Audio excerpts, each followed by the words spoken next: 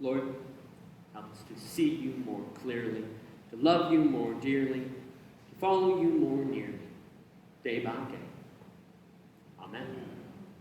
Please be seated.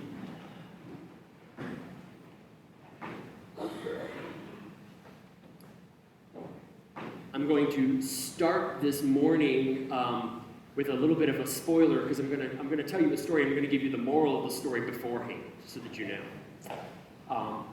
But sometimes following the letter of the law too rigidly can be as bad as not following the law at all. Now, a few years back, I was the Episcopal chaplain at Baylor University. A lot of you know I've done the chaplaincy at Baylor University, and when I got to the student center, it was in need of some freshening up. It needed a little revitalization.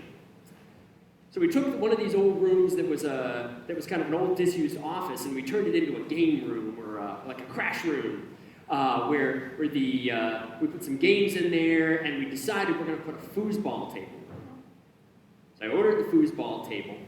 It came in all these pieces, and I called some of the students, and I said, let's put this foosball table together. Gave them instructions, the pieces, and said, go, do.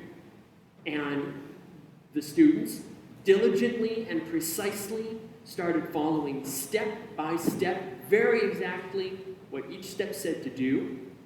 And at the end, we had a beautiful foosball table set up, and it was time to play, and we said, where's the foosball? One of the students said, oh, the foosball. It was in this little bag that was stapled onto one of the side pieces. It was now deeply embedded inside the foosball table. And we proceeded to have to disassemble the foosball table in order to get to the ball. As we did that, I said to one of the students, if you saw that it was on there, why didn't you say something or take it off? And he said, well, that wasn't in the directions. So sometimes, too precisely following the letter of the law could be as bad as not following the law at all. If that sounds like something of an absurd example, that is something what Jesus is dealing with the Pharisees right now. At that level of simplicity, Jesus has come, God has arrived to deal with the Pharisees because the problem before them is they are so precisely following the instructions God has given them that they've missed out on what the point was. When you've gotten to a point as the Pharisees where it's the Sabbath, so you don't work on the Sabbath. Remember this from last week.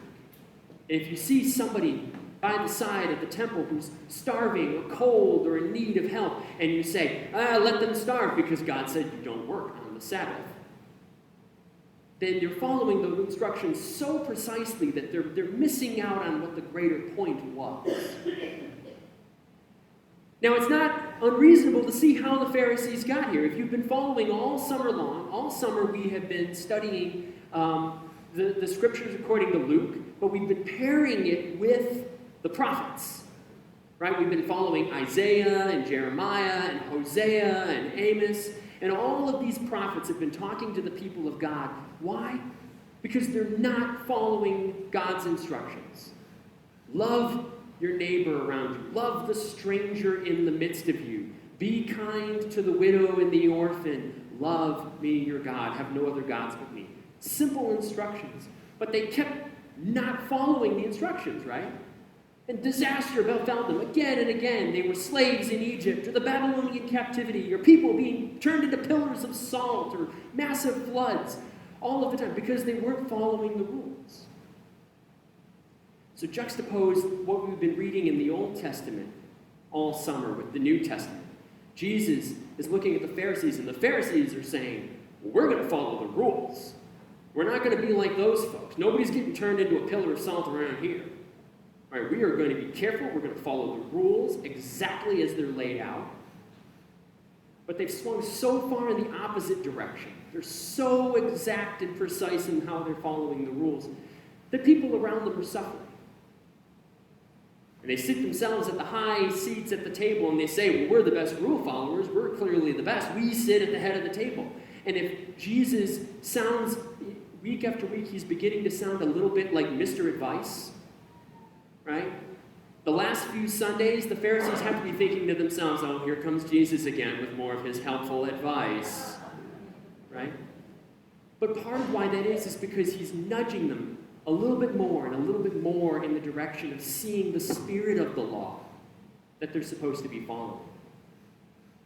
And he says to them, just like if the spirit of why we're trying to put this foosball table together is why?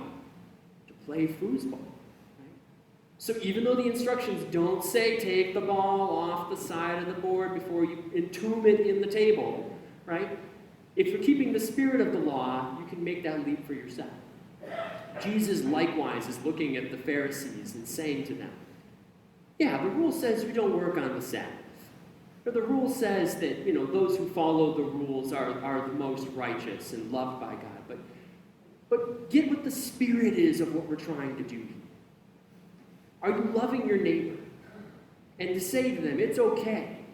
It's okay to work a little bit on the Sabbath if it means that's what's actually loving your neighbor or loving God around you. So that Jesus is nudging them in that direction, and I think that's perfectly fitting with us as we are asking ourselves all summer long, what kind of church does God want us to be? What kind of people of God does Jesus want us to be? And I think in the Gospel of Luke, it's clear the church Jesus wants us to be is the kind of church that, yeah, we know the rules, but we get the spirit behind that.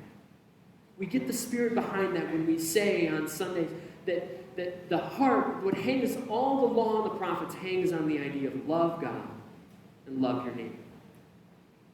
And so we ask ourselves, when we're making a decision as a church, how are we going to go out and how are we going to serve? There's lots of things we could do.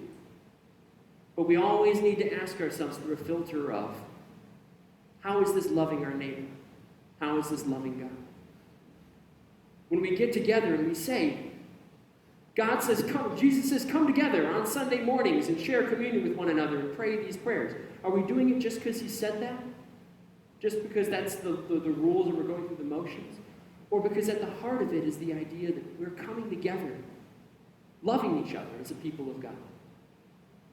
So when we're here and we're gathered in this space, we're together and we're one people, being filled with love and then going and taking that out, strengthening us to do the work that we're going out to do in the world. You see the difference between doing it because it's the rule, right, and doing it because we're trying to keep the idea of what is the spirit of that rule.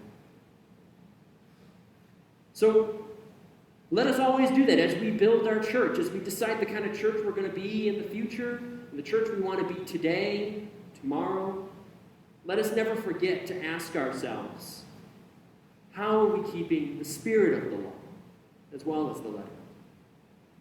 So we can go out and we can be loving, be free, be joyful, play foosball together with one another.